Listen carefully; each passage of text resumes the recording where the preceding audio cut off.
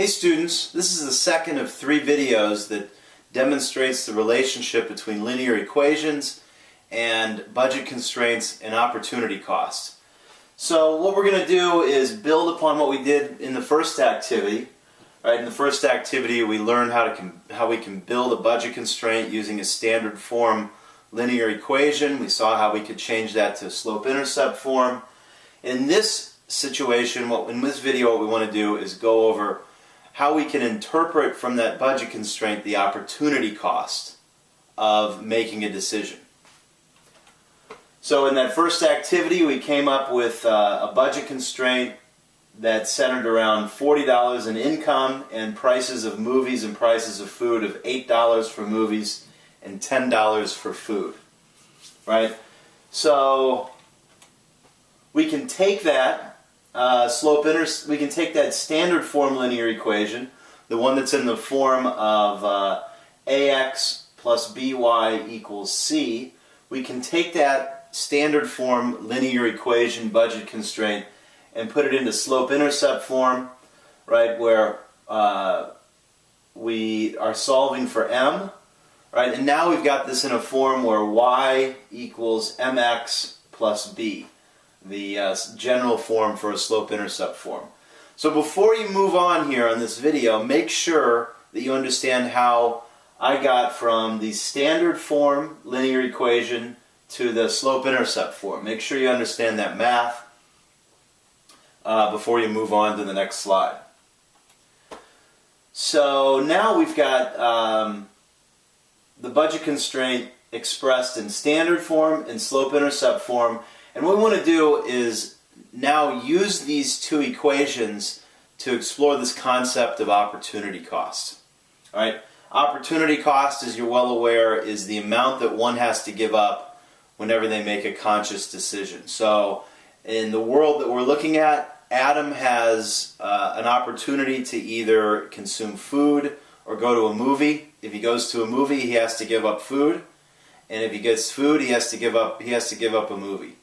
Now in the real world, right, if I go get food, then I have a whole list of things that I could give up. I could give up getting gasoline, I could give up getting a haircut, I could give up going to a movie, you know, I could give up a whole bunch of things, but opportunity cost isolates that next best alternative. It's the one that we do if we didn't do what we did. So,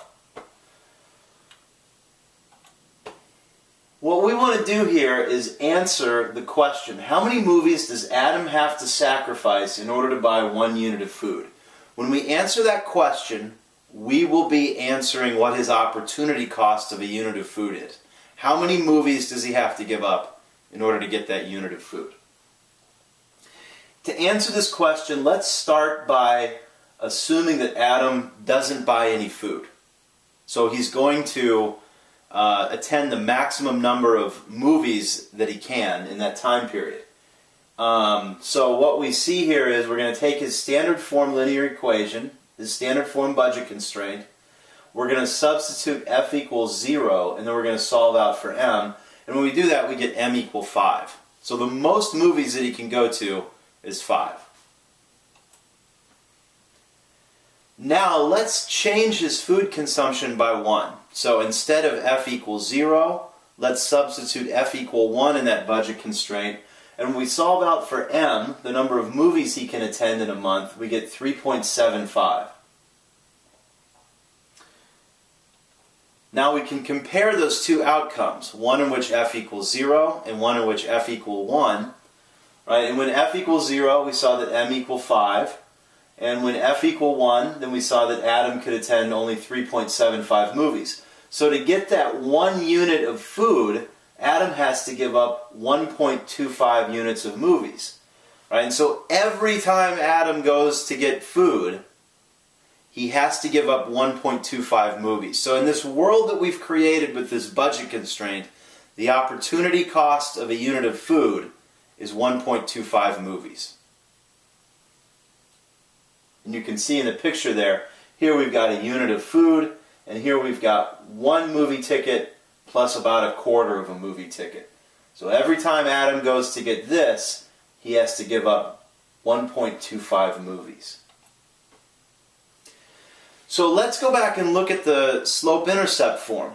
And what we should see here is that the coefficient in front of the f variable, which is negative 5/4, is negative 1.25, right? The opportunity cost of a movie.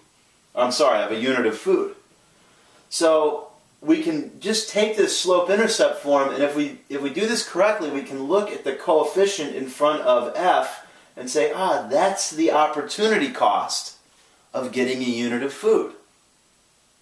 You see here the coefficient in front of f is negative 1.25. Every time Adam goes to get a unit of food, he has to decrease his movie consumption by negative 1.25. So what you should do here on your own is start out where f equals 0 and see that m equals 5. Right? If f equals 0, that term vanishes. And then increase f to f equal 1, just like we did with the standard form budget constraint. Right? If f equal 1, then you'll see here that m equals 3.75. And that's because every time f increases by 1, m is going to have to fall by the coefficient in front of f. It's going to have to fall by negative 1.25. Now, on the other hand, we can solve out for that standard form budget constraint. We can solve out for f, and we can figure out what the opportunity cost of a movie is, right? And every time that m increases by 1, or every time m changes by 1, f is going to have to decrease by negative 4/5. So the opportunity cost of a movie is 4/5 of a unit of food. And you can see here in the pictures, right, one movie ticket equals about 4/5 of a unit of food. So the thing that you've got to understand from this part of our activity is that the slope of the budget constraint represents the opportunity cost of consuming food. They're one and the same. There's no coincidence that that's the case. The slope of the budget constraint equals the opportunity cost of consuming food. And so the way that I like to think about this is prices tell us the opportunity cost.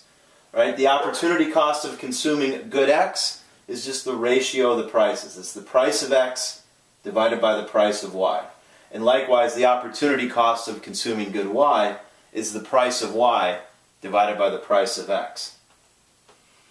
And when we think about these budget constraints in general, right, if we go to that slope-intercept form, the way we get from standard form to slope-intercept form is we have to divide by the price of y if we want it in this form. And there's the ratio of the prices, and that's the opportunity cost of good X. Right, so as we move from standard form to slope-intercept form, the ratio of those prices tells us what the opportunity cost of good X is. So in the next lesson, what we're going to do is take the information that we've learned from the first two videos and learn how to graph these budget constraints.